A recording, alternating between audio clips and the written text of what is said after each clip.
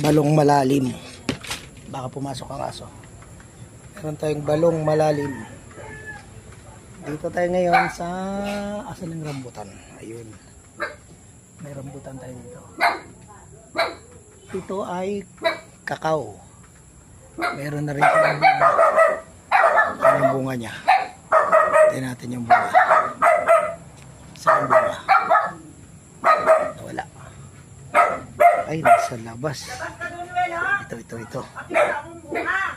Bunga ng rambutan. Ito nga oh. Hindi, ito ang makikita mo dito.